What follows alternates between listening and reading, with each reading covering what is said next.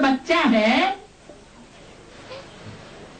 यह परमात्मा शिव के रूप से तादात्म्य प्रैक्टिकल में स्थापन करने वाला वह शंकर का स्वरूप है। ब्रह्मा और शिव को मिला के एक क्यों नहीं कर दिया शास्त्रों में? विष्णु और शिव को मिलाकर के एक क्यों नहीं कह दिया? शिव शंकर को मिलाकर के ही एक क्यों कर दिया?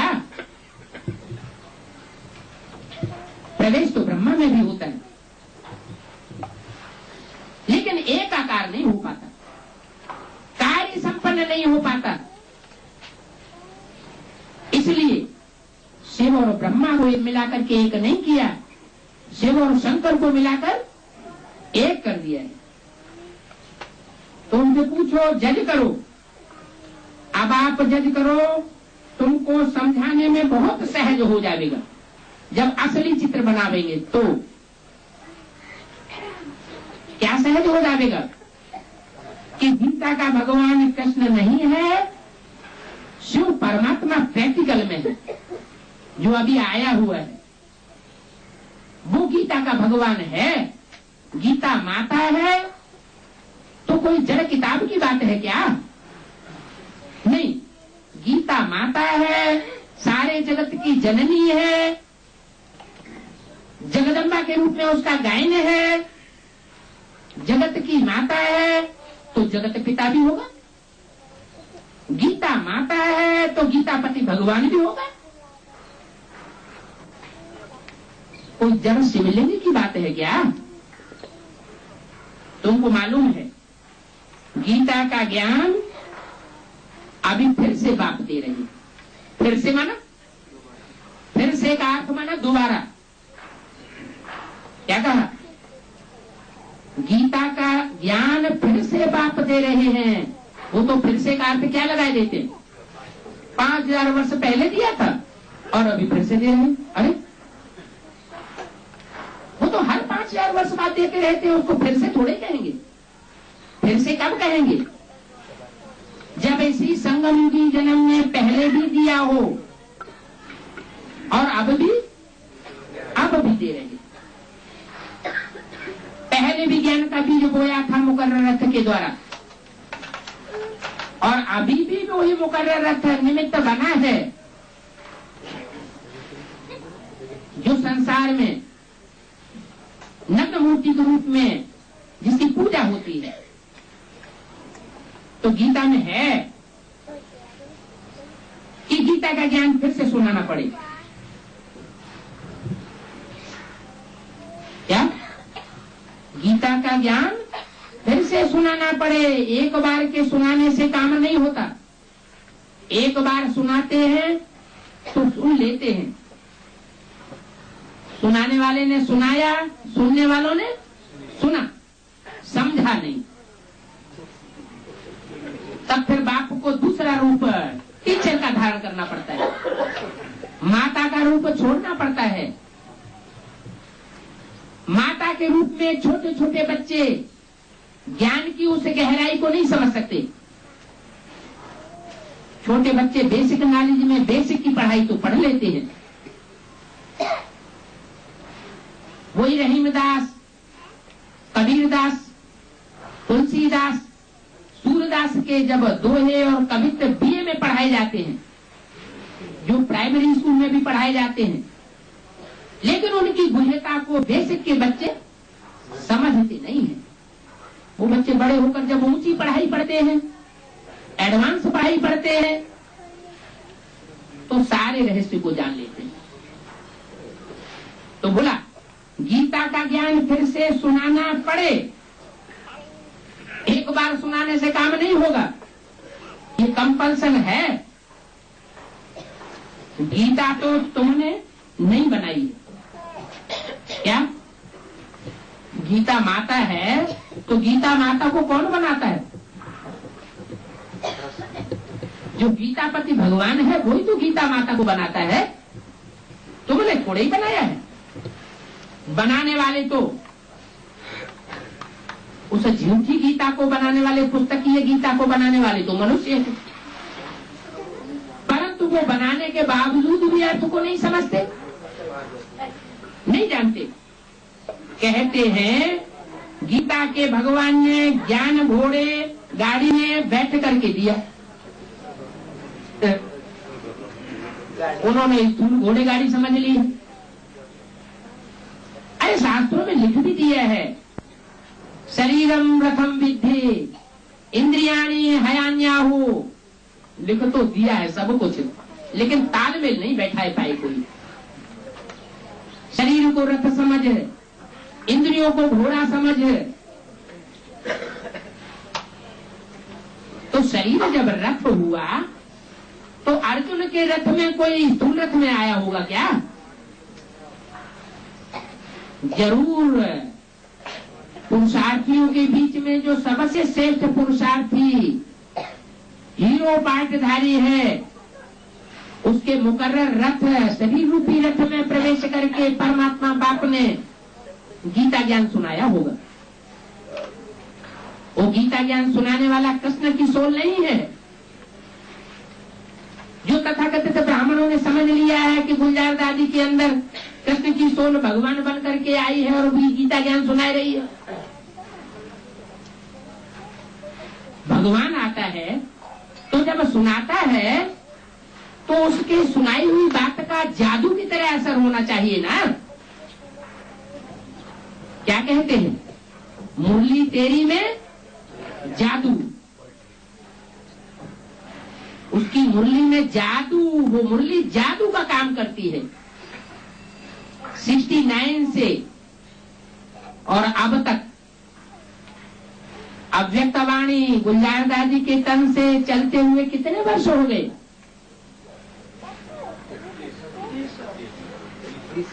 30-31 वर्ष हुए।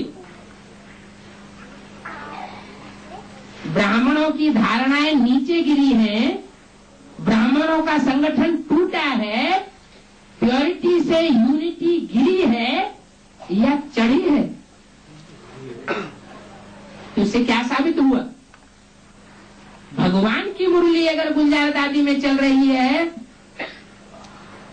तो जादू की गति से परिवर्तन हुआ या पतन हुआ? ब्राह्मणों की दुनिया में क्या हो रहा है? यूनिटी भंग हो रही है या यूनिटी बढ़ रही है? फिर जैसे दुनिया में समझते हैं कि दुनिया बहुत आगे बढ़ रही है। क्या आगे बढ़ रही है? जनसंख्या बहुत बढ़ रही है। अरे जनसंख्या बढ़ रही है, महलमाड़ियां अटारियां बढ़ रहे हैं, लेकिन सुख शांति की समृद्धि हो रही है।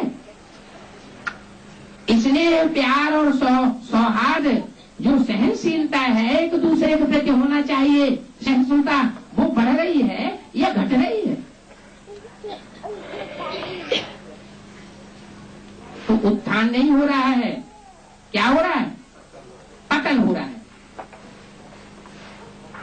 जो समझदार हैं वो इस बात को जानते हैं कि दुनिया का पतन हो रहा है। तो कोई घोड़े गाड़ी में परमात्मा बाप ने आकर के ज्ञान नहीं दिया? जरूर कोई शरीर रूपी रथ है, श्रेष्ठ पुरुषार्थ का अर्जन करने वाला कोई है, जिस हीरो पाटधारी में परमात्मा बाप आकर के ज्ञान देते हैं और इंद्रियों रूपी घोड़ों को क्या करते हैं? कंट्रोल करते हैं। मन की बुद्धि की लगाम अपने बुद्धि रूपी हाथ में लेते हैं। इस बात को दिखाने के लिए कवि ने रूपक बनाया है। ऐसा चित्रण चित्रकारों ने किया है। जिन चित्रकारों ने, जिन कवियों ने वो चित्रण किया, वो कविता बनाई, वो चित्रकार और कवि तो रहे नहीं। बाद में उसका इंटरप्रिटेशन करने वाले मनुष्य व्याख्या करते रहे। मनुष्य दिन पर दिन विकारी होते गए या निर्विकारी बनते गए। दुनिया में विकार तो बढ़ते ही रहे।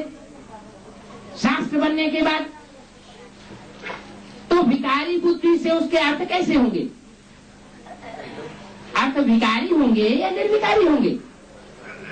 अर्थ भी विकारी होते गए, विचारी अर्थ होते गए। एक ही गीता और उसकी 108 से ज्यादा टीकाएं बन गई। माध्वाचार्य की टीका कहती है कि आत्माएं अनेक है, परमात्मा तुरीय अलग है। और शंकराचार्य की गीता क्या कहती है? क्या कहती है? सर्वम खलु इदं ब्रह्म, आत्मा सो परमात्मा। एक ही आत्मा सब कुछ है, वही अनेक रूपों में संसार में प्रत्यक्ष होती है। अरे एक गीता की व्याख्या में इतना बड़ा अंतर, तो तुंडे तुंडे मत भिन्ना वाली बात होगी। भिकारी बुद्धियों ने विकृत अर्थ निकाल लिए और पतन होता चला गया। इसलिए बाबा कहते हैं शास्त्रों ने, इन शास्त्रकारों ने सबको डुबोया है। भगवान ने कोई उस स्थूल घोड़ा गाड़ी में बैठ करके ज्ञान नहीं दिया जो टीवी में भी दिखाते हैं। क्या आनंद का सागर कौन है? ये टाइटल किसका है? आनंद का सागर परमपिता परमात्मा स्वयं है या कोई मनुष्य हो सकते हैं? तो शास्त्र में चाहे कुछ भी लिख दे, टीवी में कुछ भी दिखाई दे, लेकिन दुनिया को सुधारने का काम तो एक परमपिता परमात्मा ज्ञान सागर का है। वही आनंद का सागर है, सुख का सागर है। वो स्थूल घोड़े गाड़ी में आकर के ज्ञान नहीं देता, वो शरीर रूपी रथ में प्रवेश करता है। मुकर्रर रथ के द्वारा प्रत्यक्ष होता है संसार में। कृष्ण के लिए कोई घोड़े गाड़ी थोड़े ही आएगी क्या? सत्युग में जो कृष्ण पैदा होगा उसके लिए कोई घोड़े गाड़ी आएगी क्या?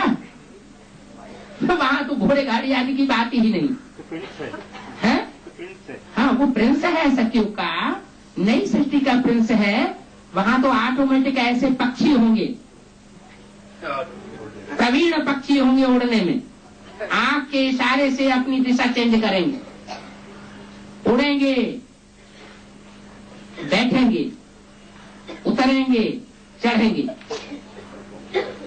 प्रकृति ही सारा कार्य मुहैया करेगी। तुम बच्चों को कुछ भी करने की दरकार, कारखाना बनाने की दरकार, चलाने की दरकार नहीं रहेगी। तो वो कृष्ण कोई घोड़े गाड़ी में थोड़े ही आएगा। कृष्ण के लिए कोई घोड़े गाड़ी आदि थोड़े ही आएगी सतयुग में। अगर कृष्ण होता तो फट से उनके लिए 2 लाख की गाड़ी ले आते। क्या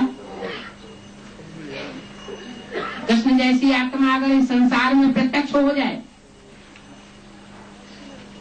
तो वो स्थूल गाड़ी बनाना तो कोई बड़ी बात नहीं। बड़े बड़े धनवान इस ज्ञान में आ जावे। यहाँ तो देखो, अपनी जो शरीर रूपी मोटर है वो भी अपनी नहीं है। क्या कहा? इस समय की बात कही, जिस समय ये मुरली दादा लेखराज ब्रह्मा के तन से चल रही थी, उसके लिए बोला कि ये भी अपनी मोटर नहीं है, क्योंकि इस आत्मा ने अपना देहाभिमान तोड़ा ही नहीं। सूक्ष्म शरीर फिर भी रह गया, इसलिए ये मेरा शरीर नहीं है। मेरा शरीर कब हो? जब तन का भान खलास, इस दुनिया के विनाशी धन का भान खलास, और जो सगे संबंधी जन हैं उनका भी अहंकार खलास हो जाए। संपर्की और संबंधी हैं उनका भी अहंकार खलास हो जाए। ये तन तन न रहे, संबंधी संबंधी न रहे। हर प्रकार से आत्मा निराकारी स्टेज को धारण करने वाली बन जाए। ये शरीर तो लोन लिया हुआ है, ये मेरा तन नहीं है। कौन सा? आता ही हूं पतित शरीर में। क्या कृष्ण के तन को नहीं पतित कहेंगे? सीढ़ी का चित्र बनाया है तो उसमें कलयुग के अंत में जो पतन की स्टेज दिखाई है उसमें कृष्ण की सोल ब्रह्मा को खड़ा हुआ दिखाया है या पड़ा हुआ दिखाया है? पड़ा हुआ दिखाया है। खड़ा हुआ दिखाया है। पुराने 30 बाई 40 इंच के चित्र में देखो, वो फिर भी खड़ा हुआ है। और सतयुग के आदि में क्या दिखाया है? सतयुग के आदि में क्या दिखाया है? पहले जन्म में प्रिंस के रूप में खड़ा हुआ है। और सतयुग के बाहर जो संगमयुगी कृष्ण है वो तो राम की सोल है। उस राम की सोल का अपना शरीर है। भले कृष्ण की सोल भी उसमें प्रवेश करके पढ़ाई पढ़ती है लेकिन उसका अपना शरीर नहीं है। जिसका शरीर है उस तन में ही परमात्मा बाप प्रवेश होते हैं। वो सबसे दुनिया का पतित तन कहा जाता है। पतित से पतित कानी कांटे में आता हूँ। कानी कांटे में आकर उसको क्या बनाता हूँ? बड़े से बड़ा फूल बनाता हूँ, किंग फ्लावर बनाता हूँ। किंग फ्लावर कहा जाता है कमल के फूल को। कीचड़ रहता भी है और लेप छेप उस पर नहीं लगता। तो परमात्मा बाप का वो पार्ट है। परमात्मा बाप ही निर्लेप का पार्ट बजाता है। आत्माएं निर्लेप नहीं होती। आत्माएं तो नंबरवार बनेंगी। तो बोला मैं आता ही हूं पतित शरीर में। तो गुप्त है, कृष्ण बाकी नहीं है। कृष्ण जैसे सजे सजाए रूप में आ जाए तो सारे संसार में प्रत्यक्षता होने में देर न लगी। फिर तुम भक्ति मार्ग में मेरा कितना मान रखते हो? सोमनाथ का मंदिर बनाते हो तो कोई एक मंदिर थोड़ा ही होगा, अनेक मंदिर होंगे। फिर उन्होंने एक मंदिर को नहीं लूटा, कितने मंदिरों को लूटा होगा? अनेकों मंदिरों को लूटा होगा। तो सारी बेहद की हिस्ट्री ज्योग्राफी को तुम जान गए हो क्या?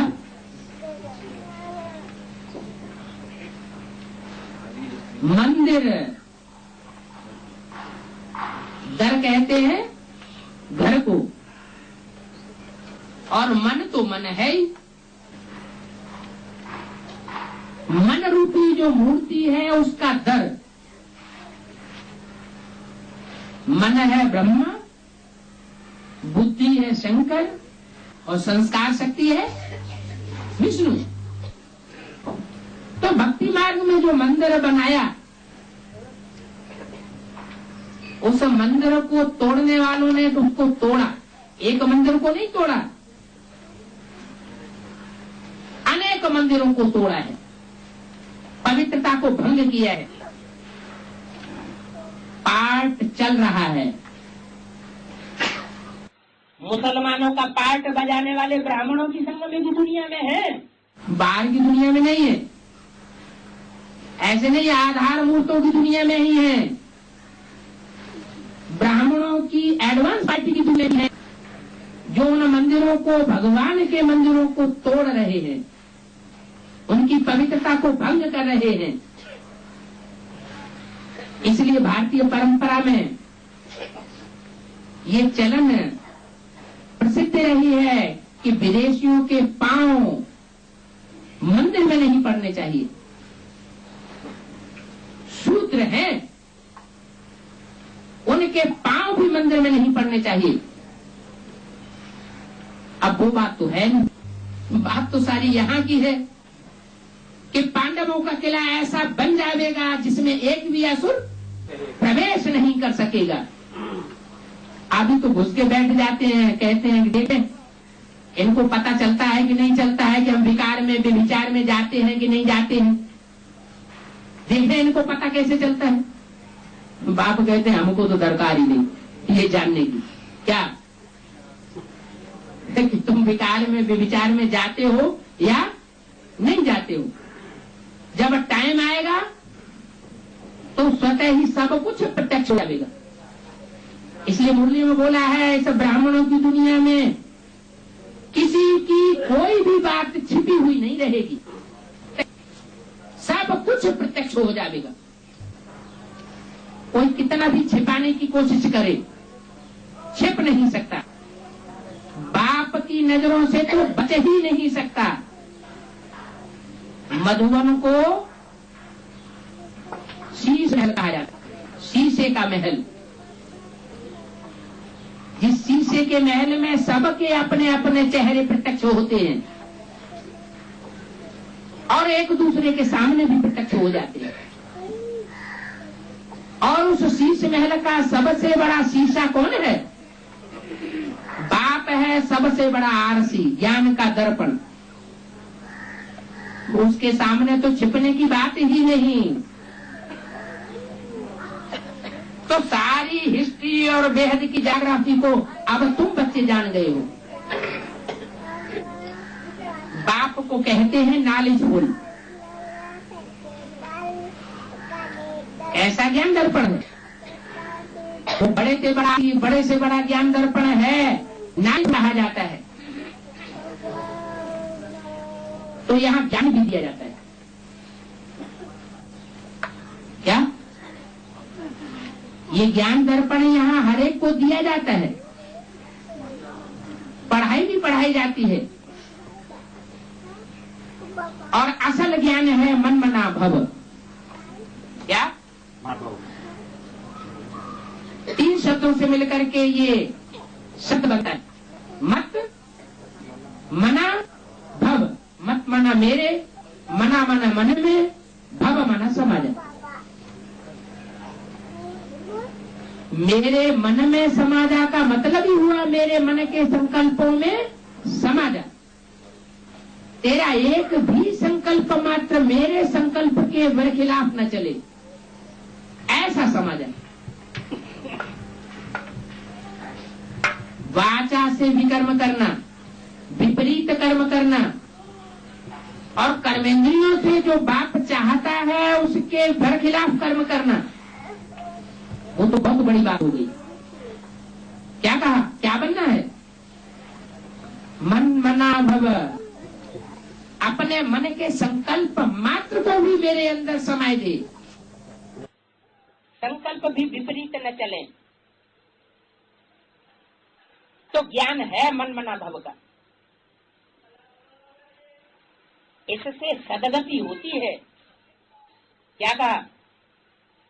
जो मेरे मन के संकल्पों में अपने मन के संकल्प मात्र को भी डुबो देंगे, समाये देंगे, बाप के समान संकल्प चलाने वाले होंगे, उन्हीं की ही सदगति होगी, उन्हीं की ही सच्ची गति होगी।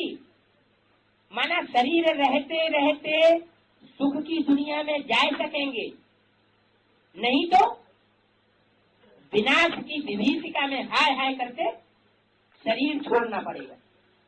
अंत मते तो गति हो जाएगी, अनेक जन्मों की सदगति से वंचित हो जाएंगे। मान लो 2 जन्म भी ऊपर रहे परम धाम में और 82 जन्म लिए सतयुग त्रेता द्वापर कलयुग में, तो 2 जन्म की सदगति से तो वंचित हो गए ना। कोई सतयुग त्रेता लगातार 21 जन्मों तक वंचित रहेंगे, तो कितने जन्मों की सदगति खलास हो गई? 21 जन्मों की जिनकी सदगति की प्राप्ति खलास हो गई, वो सिर्फ 1 जन्म के लिए ही सुख भोगेंगे और बाकी सब जन्म दुख ही दुख भोगते रहेंगे। 1 जन्म की सदगति मिलेगी, जो द्वापर से जन्म लेते हैं, और बाकी जन्मों में उनकी दुर्गति होती रहेगी शरीर की। तो पहली पहली पढ़ाई है मन मना भव की। उसके बाद दूसरी पढ़ाई मध्यादि भव। मध्यादि भव की पढ़ाई है जो पढ़ाते हैं बाद में। पहले मन मना भव बने, फिर मध्यादि। मत माना मेरे में, यादि माना यजन करने वाले, माना कर्म करने वाले। जो भी कर्म करें किसके लिए करें? मेरे लिए करें। नौकरी करते हैं तो बुद्धि में ये प्रैक्टिकल बात समाई हुई हो कि जो भी पैसे मिलते हैं हम ईश्वरीय सेवा में लगाएंगे। ईश्वरीय सेवा में लगाने का मतलब ये नहीं है कि सेंटर में जाकर के इंचार्ज को ही दे देंगे या बाबा के ही हाथ में रख देंगे। नहीं, जो भी ईश्वरीय सेवा करने में, आने में, जाने में और अनेक प्रकार से खर्चा होता है उसमें खर्च करेंगे, मतलब ईश्वरीय सेवा में लगाएंगे। अपने लिए सिर्फ उतना ही लेंगे जितना बाप ने मुरली में बोला है। पेट के लिए क्या चाहिए? पाव भर अन्न चाहिए। पेट पाव भर मांगता है, बाकी कुछ नहीं मांगता। अगर ऐसी भी स्टेज आ जाए तो भी हम उस स्टेज पर चलने के लिए तैयार हैं। तो बताया मन मना भव के बाद है मध्यादि भव की पढ़ाई। मन मना भव मध्यादि मामेव नमस्कुरु। वो तो संस्कृत की गीता में सिर्फ लिख दिया है, उस गुह्यार्थ को समझते कहाँ हैं कि जीवन के जो भी कर्म है, जो भी वाचा है, वो उसके अर्थ समर्पित होनी चाहिए। टीचर और गुरु का पाठ इकट्ठा चलता है क्या? टीचर का भी पाठ चलता है और गुरु जो सदगति देने वाला है वो पाठ भी इकट्ठा चलता है। सारे वर्ल्ड की हिस्ट्री ज्योग्राफी तुमको पढ़ाते हैं। सच्ची सच्ची नंस तुम हो। क्यों? वो झूठी झूठी नंस है और तुम सच्ची सच्ची नंस हो। ये क्या बात हुई? बाबा है नन नन वट वन। क्या? जिनके अंदर ये धारणा हो। कौन सी धारणा? कि दुनिया में कोई सच्चा नहीं है। None none is the truth, one is the truth. एक सच्चा और बाकी सब झूठा। तो सच्ची सच्ची नन तुम हो, क्योंकि तुम एक को याद करते हो। किसको याद करते हो? एक दो को याद करते हो। एक सुप्रीम सोल और दूसरा मुकर्रर रत्न। किसको याद करते हो? तुम एक दो को याद करते हो। ऐसे नहीं तुम सिर्फ ज्योति बिंदु शिव को ही याद करते हो। सिर्फ निराकार को याद करने वाले तो क्या हुए? क्या हुए? तो निवृत्ति मार्ग वाले हो गए, या वो तो कहेंगे विदेशी हो गए, विधर्मी हो गए। तुम तो प्रवृत्ति मार्ग वाले हो। तुम सिर्फ आत्मा को ही मान्यता नहीं देते हो, सिर्फ शरीर को ही मान्यता नहीं देते हो, दोनों को मान्यता देते हो। प्रकृति को भी मानते हो और पुरुष को भी मानते हो, माता को भी मानते हो और पिता को भी मानते हो। तो तुम एक दो को याद करते हो। नंस को गले में क्रास पड़ा रहता है। क्या? नंस को गले में क्रास पड़ा रहता है। कहते हैं कि हम गॉड और क्राइस्ट को याद करते हैं, क्योंकि क्राइस्ट गॉड का बच्चा है। तुम जानते हो कि क्राइस्ट कोई गॉड का बच्चा नहीं था। गॉड से उसकी डायरेक्ट कोई पैदाइश नहीं हुई थी। पैदाइश किससे होती है? पैदाइश तो मनुष्य से ही होती है। वो तो कहते हैं कन्या, कुंवारी कन्या से क्राइस्ट का जन्म हुआ। अब असली बात हम जानते हैं, कोई पैदाइश होने की बात नहीं है क्राइस्ट के लिए। जो शरीरधारी सोल थी उसमें क्राइस्ट की सोल का प्रवेश होता है। तुम असली बात जानते हो, क्राइस्ट की आत्मा वो गॉड का बच्चा थी। क्या? जो शरीरधारी जिसका नाम पड़ा हुआ है तो वो उस समय गॉड का बच्चा नहीं। ऐसे नहीं कि उसने कोई गॉड से जन्म लिया। ऐसे तो हम सभी गॉड के बच्चे हैं। क्या? आत्मा रूप में तो हम सभी किसके बच्चे हैं? गॉड फादर के बच्चे हैं। 1892 की मुरली का 30 पेज।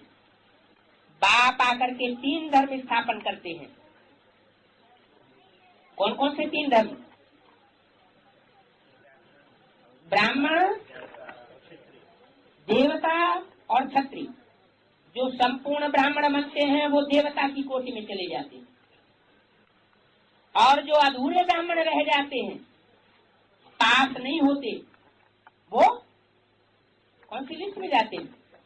क्षत्रिय धर्म की लिस्ट में आ जाते हैं। ये संगम युग में तीनों धर्म क्लियर होते हैं। तुम ऊंचे से ऊंची चोटी ब्राह्मण बनते हो। क्या? तुम क्या बनते हो? तुम ऊंचे से ऊंची चोटी बनते हो। सब ब्राह्मणों में सबसे उत्तम अंग कौन सा है? चोटी। क्योंकि तुम ऊंच से ऊंच विश्व की सेवा करते हो। क्या? तुम लिमिट में बंधे हुए नहीं हो। क्या? कि तुम शंकर पार्टी में जाने वाले हो, हम तुम्हारी सेवा नहीं कर सकते, तुम निकल के बाहर हो जाओ। कोई विशेष रहस्य होगा ना। बाप कोई चरिया हरिया थोड़े ही है जो एक बार एक शब्द फालतू में जोड़ देगा। और कोई एक बार जोड़ने की बात नहीं है। मुरलियों में कई बार ऐसा वाक्य आया है जहां कल्प कल्प कल्प 3 बार दोहराया है। तो उसका विशेष अर्थ क्या है कि हर युग में 4 अवस्थाएं समाई हुई हैं। 4 अवस्थाएं, सतो प्रधान, सतो सामान्य, रजो और तमो। ब्राह्मण बच्चे इन 4 अवस्थाओं से पसार होते हैं शूटिंग पीरियड में। संगम युग में 4 युगों की जो रिहर्सल होती है उसमें ब्राह्मण बच्चे 4 अवस्थाओं से पसार होते हैं। और हर युग की शूटिंग के अंत में परमात्मा बाप प्रत्यक्ष होता है।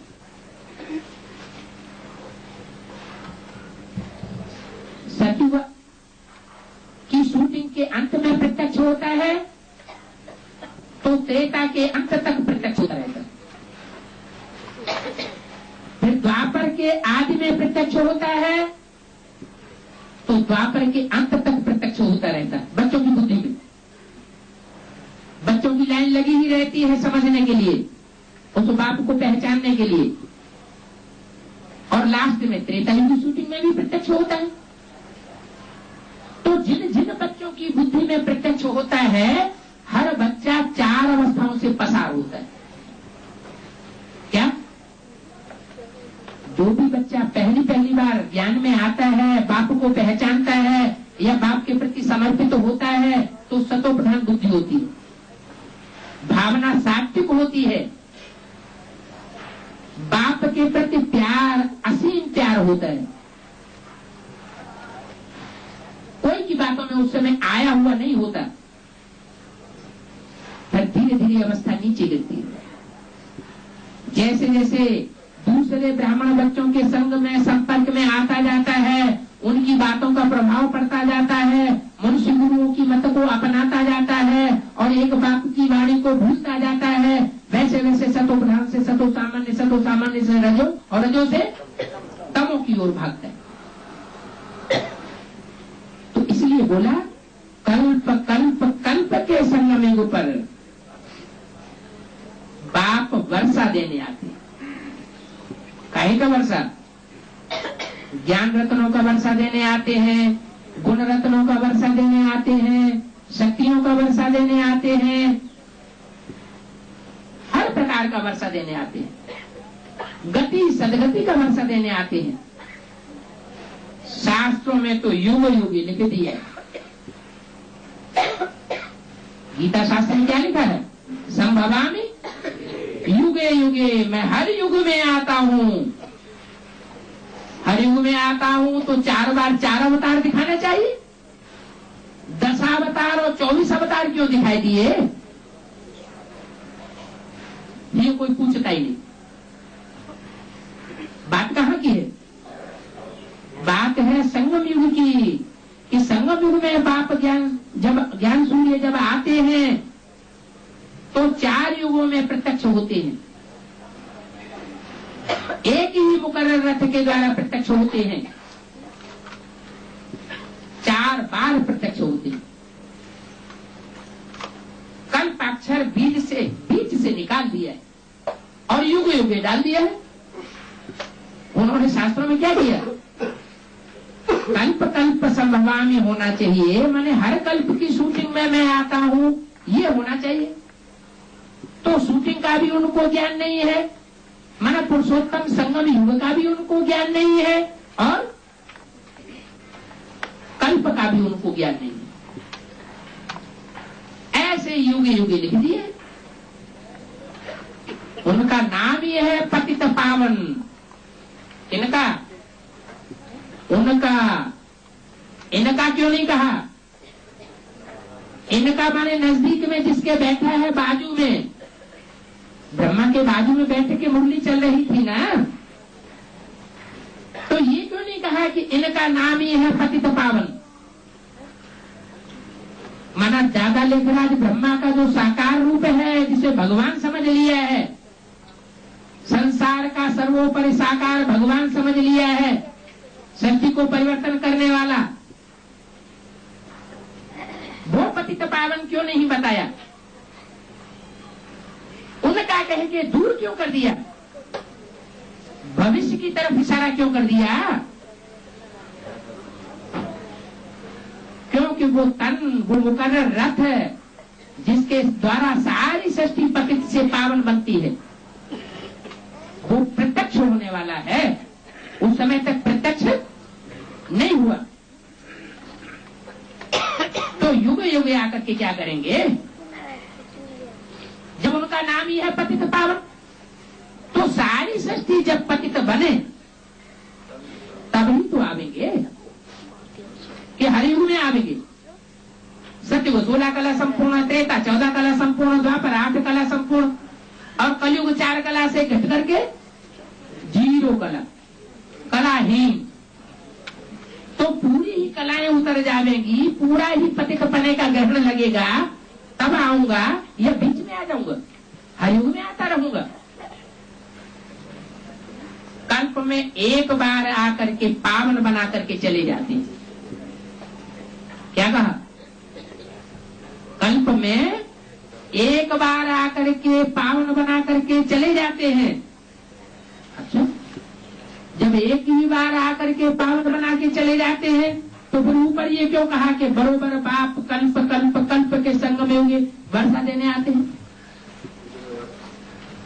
इससे साबित होता है कि समंगम युगी शूटिंग की बात कर रहे हैं, 5000 वर्ष के कल्प की बात नहीं है। तो बाप कहते हैं मुझे तलाक मत देना। क्या? मैं पुरुषोत्तम संगम युग में एक ही बार आता हूं, सारी सृष्टि की सदगति करके वापस जाता हूं, बार बार मैं नहीं आता हूं। एक ही बार एक ही मुकर्रर रथ से बाप टीचर सदगुरु के रूप में प्रत्यक्ष होता हूं, फिर मौका नहीं लगेगा। इसलिए मेरे को तलाक नहीं देना। आजकल स्त्रियां पति को तलाक देती हैं। क्या स्त्रियां पति को तलाक देती हैं आजकल? बाप कहते हैं तुम सब सीताएं हो, तुम सब सजनियां हो, तो तुम मेरे को तलाक मत देना। हिंदू नारी पति को कभी तलाक नहीं देती थी। क्या जो देवी देवता सनातन धर्म के थे, जो द्वापर युग से अपन को हिंदू कहने लगे, उनमें जो नारियां हिंदू नारियां थी, वो पति को कभी भी तलाक नहीं देती थी। लूला, लंगड़ा, अंधा, कोढ़ी, काना, कुब्जा, दुष्ट स्वभाव वाला, चोर डकैत, कैसा भी क्यों न हो, लेकिन जैसा मिल गया, उनको एक बार वर्ण कर लिया, तो कभी भी उसको तलाक नहीं देती थी। तो ये किसने सिखाया? ये तलाक देना किसने सिखाया? रावण ने। किसने?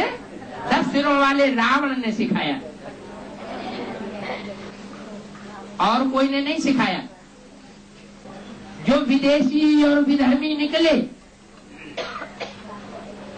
उन धर्म पिताओं के फॉलोअर्स ने सिखाया। हम उन विदेशियों और विधर्मियों के प्रभाव में आते रहे और दूषित होते रहे। तुमको मुरली सुननी है जरूर। क्या हिंदू नारियां कभी तलाक नहीं देती थी?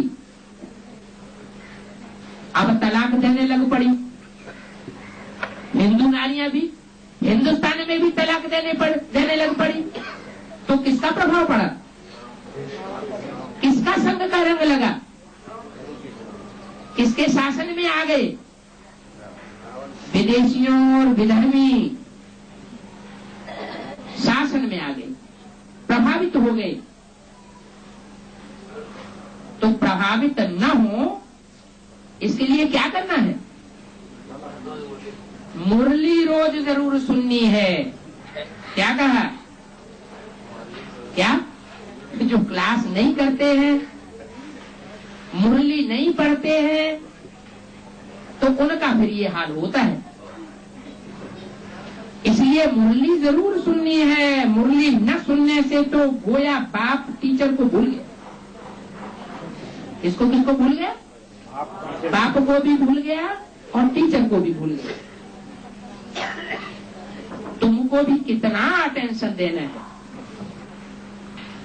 अब नापास होंगे तो कल्प कल्पांतर नापास होते रहेंगे। हर कल्प में क्या होगा? नापास होते रहेंगे। अंत में सबको मालूम पड़ जाएगा कि किसने किसने कितनी पढ़ाई पढ़ी, किसने सुप्रीम टीचर की कम पढ़ाई पढ़ी है, टीचर का रिगार्ड नहीं किया, पंक्चुअल नहीं रहा, रेगुलर नहीं रहा, पढ़ाई कम पढ़ी, इसलिए कम पद पाया।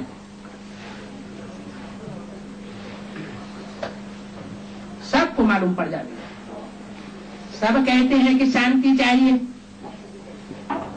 गोया मुक्ति चाहते हैं, अशांत हैं, दुखी है। कहते हैं कि दुख में सुमिरन सब करे। जब सब 500-700 करोड़ मनुष्य आत्माएं सब दुखी हो जाते हैं, तो सब सिमरण स्मरण करते हैं। किसका? एक बाप का। तो आधा कल्प सुख और आधा कल्प दुख है। ये सुख दुख का खेल भारत पर ही है। क्यों? दूसरे धर्म वाले तो बाद में आते हैं, तो पूरा खेल तो खेलते ही नहीं। वो तो जैसे बाई प्लाट हो गए। क्या वो बाई प्लाट धर्म है? उनका खेल ही बाई प्लाट का है। बीच में खेल शुरू होता है और बीच में लोप हो जाता है। तो तुम हो हीरो पाटधारी, हीरो पाटधारी के फॉलोअर हो, इसलिए पूरा 84 जन्मों का पाठ तुम बजाते हो। ये सुख दुख का खेल भारत पर, भारतवासियों पर है। तुम तो कहेंगे हम ही देवता थे, हम ही क्षत्रिय बने, हम ही वैश्य बने, हम ही सो अब विदेशियों के प्रभाव में आकर शूद्र बन गए। तो हम सो का अर्थ भी तो कोई नहीं जानता है। क्या कर देते हैं हम सो का अर्थ?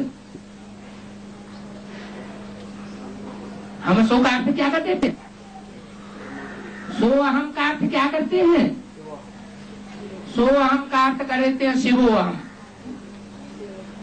हम आत्मा वही है जो परमात्मा है। माने हम भी आत्मा परमात्मा का रूप है, वो ये अर्थ कर देते हैं। बाकी सब क्या बताते हैं? सो अहम माने हम वो हैं। कौन? जो सतयुग आदि में देवता थे, वही देवता हम अब नर बन चुके हैं, भिखारी मनुष्य बन चुके हैं। अब नर को नारायण बनाने के लिए बाप फिर से आया हुआ है। तो बाप कहते हैं मन मना भव मध्यादि भव। क्या? अगर नर से नारायण बनना है इसी जन्म में, नर से अगला जन्म लेकर फिर से नहीं बनना है, तो क्या करना पड़े? दो बातें करनी पड़े, मन मना भव और मध्यादि भव। तो संकल्प मात्र भी अर्पण कर दे, मेरे में समाधि, मेरे में अर्पण कर दे, मेरे में समाधि। और फिर बाद में क्या करे?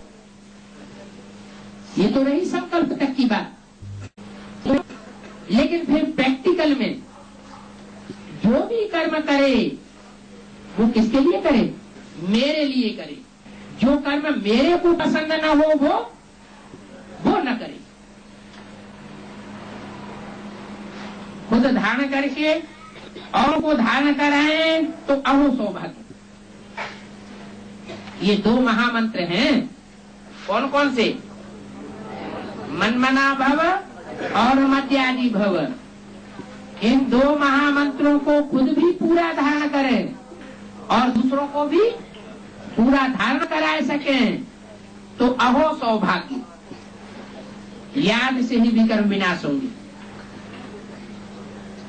कहाँ गंगा में स्नान करना और कहाँ एक की याद में रह करके पावन रहना, कितना फर्क हो गया। क्या कहा? कहाँ गंगा में स्नान करना। कौन सी गंगा में? चाहे पानी की गंगा हो और चाहे ज्ञान की चैतन्य गंगा हो, उसमें श्रद्धा विश्वास भावना अर्पण करना, उनको ही टीचर समझ लेना, उनको ही गुरु मान लेना, उनकी ही बातों पर चल पड़ना, एक बात हुई। और उस सुप्रीम सोल जो शिव सृष्टि पर आया हुआ है मुकर्रर रथ में, उसको बाप टीचर सदगुरु मानना, उसकी एक की याद में रहना, इन दोनों बातों में बहुत फर्क है। बच्चों को ज्ञान के पैसे की बहुत कदर होनी चाहिए। है कि ज्ञान के पैसों की बहुत कदर होनी चाहिए, लेकिन क्या कहते हैं? बाबा नौकरी बहुत कड़ी है, धंधा बहुत विस्तार में फैला हुआ है, इसलिए हमको टाइम नहीं मिलता। मुरली पढ़ने का भी टाइम नहीं मिलता, क्लास करने का भी टाइम नहीं मिलता। कोई के पास बैठ करके जब टाइम मिले तो मुरली का लेन देन करने मात्र का भी टाइम नहीं मिलता। तो पैसे की कदर हुई या ज्ञान धन की कदर हुई? क्या कहेंगे? पैसों की कदर की ना। इस ज्ञान धन से भारत स्वर्ग बन जाता है। क्या? ज्ञान धन से, इस ज्ञान धन से भारत स्वर्ग बन जाता है। बाप गरीब निवाज है। ऐसे नहीं समझ लेना कि हम पैसा कमाएंगे तो हम यज्ञ में अर्पण करेंगे तो बाप खुश हो जाएगा, हमारा मान मर्तबा बढ़ जाएगा बाप की नजरों में। वो तो मनुष्य गुरु होते हैं, जब प्रवचन करते हैं तो धनवानों को आगे बैठाए लेते हैं, गरीब बेचारे पीछे ही बैठते हैं, दूर दृष्टि भी नहीं पड़ती। वो धनवानों को पकड़ते हैं। कौन? देहदारी धर्म गुरु। कौन सी दुनिया में? पहले तो ब्राह्मणों की दुनिया में वो धनवानों को पकड़ते हैं। और बाप गरीब निवाज है। अबलाओं को, कन्याओं को, जिनके पास धन होता ही नहीं, बांधेलियों को, नर्वस हुए बच्चों को, ऐसे सच्चे बच्चों को, गरीब निवाज बच्चों को पकड़ता है, जो अगर सच्चाई से दुनिया में धंधा भी करते हैं तो उनका धंधा चल ही नहीं पाता, झूठे सत्सत्य होते रहते हैं और उनका धंधा भी चौपट हो जाता है। ऐसे गरीब निवाज बच्चों को पकड़ता है। इनकी पाई पाई भी पड़ेगी। क्या? ऐसे गरीबों की पाई पाई भी पड़ेगी, तो उस पाई पाई से ये बच्चे साहूकार बन जाएंगे। स्वर्ग में हेल्थ, वेल्थ और हैप्पीनेस तीनों ही होंगी। अगर हेल्थ वेल्थ है, क्या यहाँ कौन सी हेल्थ वेल्थ है? यहाँ मन अगर हेल्थी है, स्थूल तन की हेल्थ की बात नहीं, उसके लिए तो बोला है ये तन सड़ता जाएगा और आत्मा, मन बुद्धि रूपी आत्मा पावरफुल बनती जाएगी। तो स्थूल शरीर की हेल्थ की बात नहीं कही। क्या कहा? अगर हेल्थ वेल्थ है, मन स्वस्थ है, बुद्धि स्वस्थ है, हेल्दी है, वेल्दी है, तो हैप्पीनेस भी जरूर रहेगी। है कि नहीं? कोई करोड़पति है इस दुनिया में स्थूल धन का और शरीर से एकदम पहलवान स्वस्थ है, तो वो दुखी नहीं हो सकता? ऐसी कोई गारंटी है? ऐसी कोई गारंटी नहीं है। सब दुखी हो रहे हैं। अगर हेल्थ हो, वेल्थ न हो, तो हैप्पीनेस तो हो ही नहीं सकती। सत्युग में हेल्थ वेल्थ है तो सदैव हैप्पी रहते हैं। वहां रोना कब नहीं होता। क्या कहा? यहां भी अगर किसी को रोना होता है, ब्राह्मणों की संगम की दुनिया में, तो उससे क्या साबित होता है? बादेली माताएं बहुत रोती है। रोने का कारण क्या है? क्या चीज नहीं है तीनों में से उनके पास? है हैप्पीनेस नहीं है तो क्यों नहीं है? वेल्थ नहीं है, ज्ञान की वो गहराई नहीं है, इसलिए रोती है। अगर भरपूर वेल्थ हो तो रोने का सवाल ही नहीं। तो वहां सत्युग में रोना कब होता ही नहीं। संग विदु स्वर्ग में भी कब रोए नहीं सकते। तो अब भी तुम बच्चों को यहाँ रोना नहीं है। इसलिए बाप कहते हैं रोने वाले बच्चों को बाप पसंद नहीं करते। क्या? किनको पसंद करते हैं? ज्ञानी तू आत्मा मुझे विशेष प्रिय है। ज्ञानी तू आत्मा मुझे विशेष प्रिय है, हर्षित मुख रहने वाली आत्मा मुझे विशेष प्रिय है, कभी न रोने वाली आत्मा मुझे विशेष प्रिय है। एक ही बात है या अलग अलग बातें हैं? एक ही बात है या अलग अलग बातें हैं? एक ही बात है। जो ज्ञानी आत्मा होगी वो हर स्थिति में अपने को सेट कर लेगी ज्ञान की पराकाष्ठा के आधार पर। तो तुमको भी यहाँ रोना नहीं है, परंतु माया की तूफान बच्चों को मुरझाए देते हैं। क्या सारा ज्ञान ही उड़ाए देते हैं। हेल्थ मिलती है हॉस्पिटल से। क्या हेल्थ काहे से मिलती है? हॉस्पिटल से। तो माउंट आबू में क्या खोल देना चाहिए? हैं? ग्लोबल हॉस्पिटल खोल देना चाहिए। अरे यहाँ जिस्मानी हॉस्पिटल की बात है या रूहानी हॉस्पिटल की बात है? जिस्मानी हॉस्पिटल तो दुनिया में कितने खुलते रहे, जो भी धर्म वाले आए सबने वो जिस्मानी हॉस्पिटल खुलवाए। उनसे दुनिया में रोग बढ़े हैं कि घटे हैं? मर्ज बढ़ता गया जो जो दवा की, तो फायदा क्या हुआ? बाप तो आकर के ऐसा रूहानी हॉस्पिटल खोलते हैं, एक ही बार ऐसा रूहानी हॉस्पिटल खोलते हैं जिससे 21 जन्म के लिए हम निरोगी बन जाएंगे। तो हॉस्पिटल से वेल्थ मिलती है, वो हॉस्पिटल से हेल्थ मिलती है, और वेल्थ मिलती है पढ़ाई से।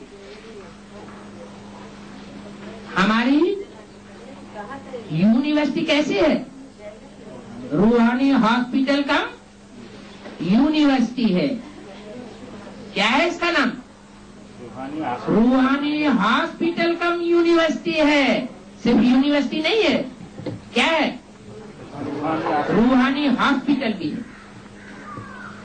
तो देखो मेरे बच्चे कितने गरीब हैं। 3 पैर पृथ्वी में हॉस्पिटल खोल देते हैं मेरे बच्चे। क्या ऐसा कोई बच्चा है जिसने ये शिकायत की हो कि बाबा हमारे पास तो एक ही कमरा है, हमको गीता पाठशाला खोलने की परमिशन नहीं दी गई क्योंकि हमारे पास एक ही कमरा है? ऐसा कोई बच्चा है जिसको परमिशन न मिली हो? अगर लक्ष्मी नारायण जैसे युगल बनने वाले कोई बच्चे हैं जो ये पक्का निश्चय करके बैठे हैं कि हम तलाक नहीं देंगे, क्या बल जानते हैं कि सतयुग में जोड़ियां बदल जाएंगी, लेकिन पक्का निश्चय क्या किया हुआ है कि हम तलाक नहीं देंगे, एक दूसरे का साथ निभाएंगे।